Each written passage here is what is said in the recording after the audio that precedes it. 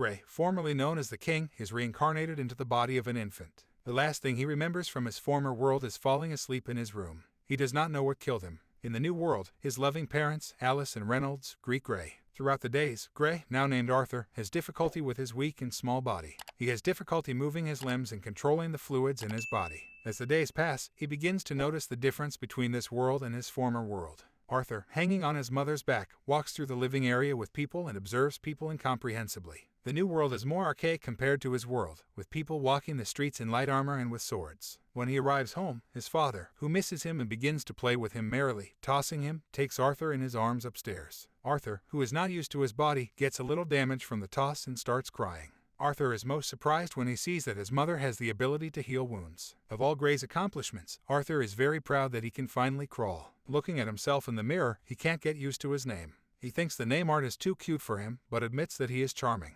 Arthur secretly reads books every night about the world in which he was reincarnated and studies magic. He finds an analogy between Kai, the life force that could be used to strengthen his body, and weapons, and mana, only unlike Kai, mana is present everywhere. Having studied the basics of magic thoroughly, Arthur realizes that his mother is an emitter, a rare type of mage capable of using unique mana. He tries to manifest his core mana, but his mother finds him and eventually changes his diaper. More than 2 years pass. Alice begins to write about Arthur in her diary. She concludes that Arthur must be the most adorable child. Alice plans to become a strict and reliable mother so that Arthur will not get into trouble in the future. She notices that Arthur likes to go to the small vendors, so she decides that they will go downtown every other day. Alice has no doubt that Arthur will be interested in becoming an adventurer, but she can't help but worry. When she has finished writing, she closes her diary. Meanwhile, Arthur watches his father and wonders what magical phenomenon he will conjure up.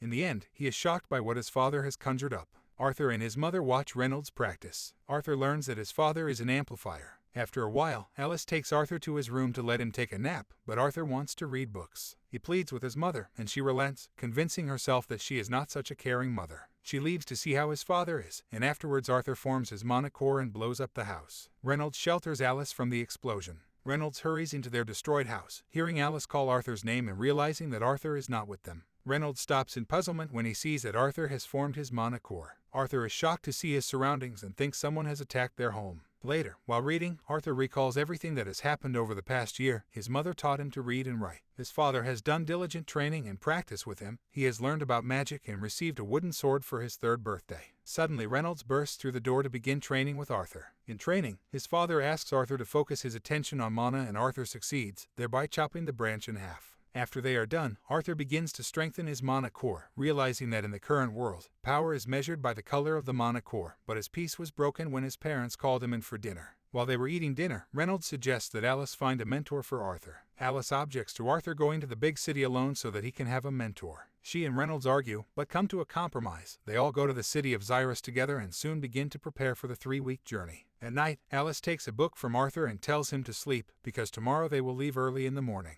She also tells him that a party of twin horns will take them on the journey. The next morning, the Laven family meets with members of the Twin Horns, and Reynolds hugs Adam and greets the rest of the Twin Horns, telling Arthur to introduce himself. After Arthur has finished his introduction, Angela gives him a big hug and he introduces himself to each of the members of the Twin Horns party. We are introduced to Adam Crench, Angela Rose, Durden Walker, Jasmine Flamesworth, and Helen Shard, magicians in the Twin Horns, each with a different specialty. After everyone is ready, they begin their journey by carriage on their way to the town of Xyrus. During the journey, Reynolds and his party of Twin Horns fight off mana beasts and emerge victorious. They make camp to eat and rest for the night. After learning that Arthur is a genius magician, Adam decides to spar with Arthur. During the sparring, Arthur finds it difficult to use his fighting skills because of his infantile body, but he manages to impress Adam and the rest of the Two Horns party. Afterwards, Arthur shares some of his fighting techniques with the Twin Horns, but they have a hard time replicating his moves. Arthur, along with his parents and a party of Twin Hornets, enjoy swimming and playing by the waterfall. While the rest of the Twin Hornets are having fun, Arthur reminisces about what has happened since they began their trip a few days ago and how his birthday passed.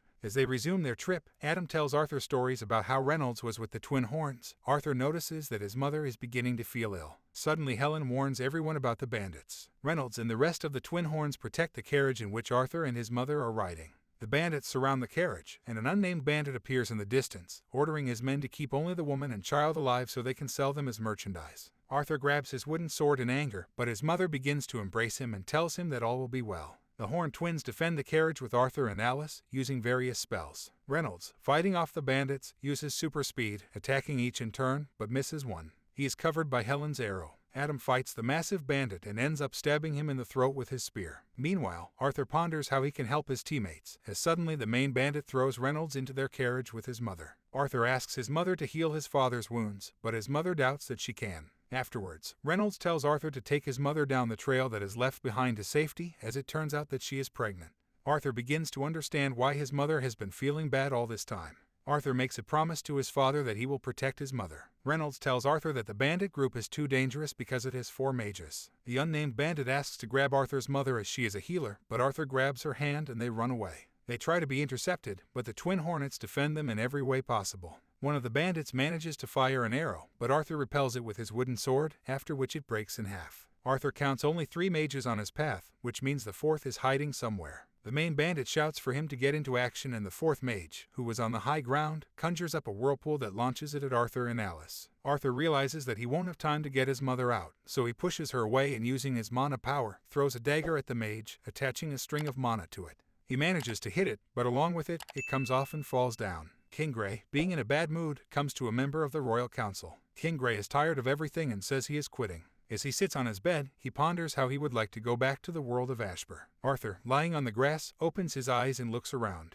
He can't believe he's still alive and notices a dead mage. Arthur is exhausted, but finds a water flask and some berries to restore his strength. Then he closes his eyes and falls asleep again. Arthur opens his eyes to the chirping of birds and rises to his feet with all his might. Taking his dagger from the dead mage, he does not realize how much time has passed, but decides that he must move on. Suddenly, he hears someone's voice. Arthur sees the body, but realizes that the voice is not coming from him. The mysterious voice asks Arthur to come to his refuge and he will help him return to his parents. The mysterious voice turns out to be a woman's voice. Arthur asks how to find her and the voice, using magic, shows him the location. She also asks him to hurry, for it will soon be dark. Wandering through the dense forest, Arthur finds a spring of water. Arthur washes up and realizes he is being watched, which makes him feel self-conscious. Arthur notices that the forest is filled with mana, but he still hasn't encountered a single beast. Filling his flask with water and snacking on berries, Arthur goes on his way. Finally, arriving at the appointed place, a voice tells Arthur to go into the cleft that lies between 2 boulders. Arthur makes his way through the crevasse, but without looking under his feet, he falls down. After rising to his feet, Arthur meets his rescuer, Sylvia. She tells him that it will take some time to carry him home and that there are special plants that restore his strength. Sitting on the rocks, Arthur begins to question Sylvia about who she is, how she got here, and why she saved him. Sylvia explains to him that she has many enemies who want her dead, and in the last battle, she could be wounded before she could escape, and she saved him because she saw in him courage and self-sacrifice. Sylvia goes to heal her festering wound, and before she leaves, she tells Arthur that his friends and parents are safe. Arthur is satisfied with the news. As time passed, Arthur and Sylvia became friends. They talked for hours and hours about different things when Sylvia wasn't preparing a portal. For a while, Sylvia was like a mother to Arthur, feeding him and scolding him if he did something wrong. She taught him to do the right thing in different situations, and even if anger took over. Lectures on morality and life by a figure who seemed to be the epitome of evil struck a chord with Arthur. Sylvia begins to teach Arthur to absorb mana while moving or fighting. Through intensive training, Arthur learns how to absorb mana and tells Sylvia about it.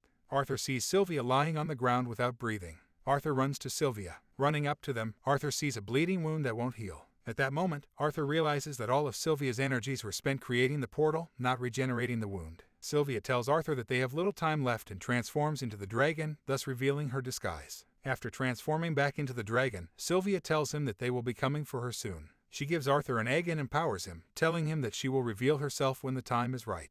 A rumble is heard and a stranger appears, similar to Sylvia's past appearance. Sylvia confesses to Arthur that she deliberately delayed creating the portal so she could spend more time with him. As a result, Sylvia asks Arthur to call her grandmother and sends him into the portal. The last thing Arthur sees is Sylvia apologizing to him. After teleporting and waking up on the ground, Arthur begins to remember the 4 months he spent with Sylvia. Suddenly, there is a sound and a message from Sylvia, who left a message for Arthur long before she died. The message said that Arthur must be strong and protect his family, and when the time comes and the mana form is white, she will appear again. She also knew about King Grey's rebirth into Arthur. After listening to this, Arthur sets out on his journey. He realizes that he is deep in the Elshire forest. As he rushes forward, Arthur hears human sounds and walks toward them. He sees people near the wagon, and as he approaches, he sees them as slave traders who have captured an elven woman and want to sell her. Arthur begins to pursue them. He realized that attacking 4 at once would be suicide, so a decision was made to wait. Using an acorn, Arthur distracts one slave trader, and when he looks the other way, Arthur charges his palm with mana and strikes him, striking his head from his shoulders. Arthur takes the dagger from his enemy and massacres 3 more. Seeing the remaining 2 come out of the tent, he attacks them and wounds one of them in the leg. It transpires that the chief of the slave traders is a mage and possesses mana.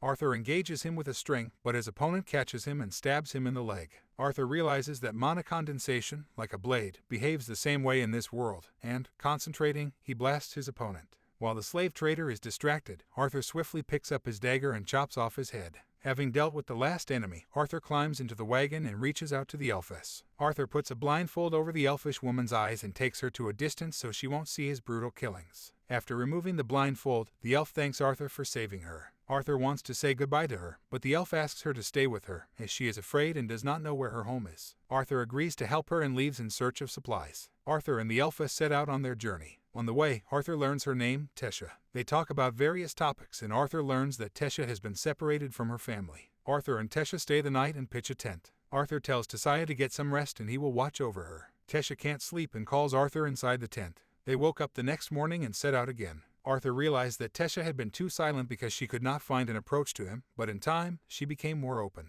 As time passed, Arthur began to have bouts of excruciating pain emanating from the mana core. In order not to disturb Tesha, he would hide from her during the attacks. As the days passed, Tesha began to learn more and more of the familiar surroundings. Eventually, Arthur and Tesha became close friends, and Tesha asked him if he could call him Art, as his parents do. The answer was yes. As they moved on, they discovered a strange symbol on a tree, which turned out to be a teleporter. Tesha knew how to open it, and after calling Art, they moved. Using the teleporter, they get to the Kingdom of Elves. The inhabitants greet them and Arthur realizes that Tesha is a princess. We are shown the king and queen, Tesha's parents, Alduin and Muriel, and the former king, Virion. Arthur pushes Tesha toward her parents and they embrace. The king and queen thank Arthur for saving their daughter and invite her into their home. At the king's table, Arthur asks not to be treated like a child and tells them what happened. Arthur tells them that he is a wizard and has killed all the slave traders who tried to sell their princess, and now his main goal is to return home. The Elf King thanks Arthur once again for saving him and tells him that the teleportation gates work once every 7 years, when a conference between the 3 races takes place, so there is no way to return that way, but the king offers an alternative. He will provide Arthur with royal guards who will escort him home in one piece. Arthur arrives at the chambers prepared for him and goes to take a shower. He has another attack in the shower, but this time it gets worse and worse. After the shower, Arthur sits and contemplates the words that Sylvia said, when suddenly someone knocks on the door. It is Tesha who comes in and headbutts Arthur in the stomach. Arthur asks her why she did not tell him about Tesha being a princess, to which he gets the answer that he was her first friend. Arthur asks Tesha to show him the castle. Tesha takes Arthur to her favorite place in the castle, the flower garden. Tesha tells Arthur that it is even more beautiful in the spring than it is now, when suddenly there is an attack. Arthur pushes Tesha away, catches a plastic knife and turns it against his attacker. It was Virion, who was testing Arthur's instincts. Virion offers Arthur a sparring match. Taking the wooden sword in his hands, Arthur quickly slashes Virion in the throat area, but with the help of mana, Virion blocks the blow. Virion begins to attack, but Arthur dodges. Arthur realizes that even with his movements minimized, Virion is too fast for him. Arthur soars into the sky, feinting and counterattacks Virion. Virion blocks the blow, but Arthur manages to scratch him. Virion is surprised that Arthur was able to touch him. Seeing great potential in Arthur, Virion offers to become his trainee. Arthur is confused, for he is human and it is against the law, but Virion changes his mind, saying that as long as he is in his care, he will be treated faithfully. Arthur cannot agree to his terms, for he cares to know what is wrong with his parents. Virion then offers to let him find out.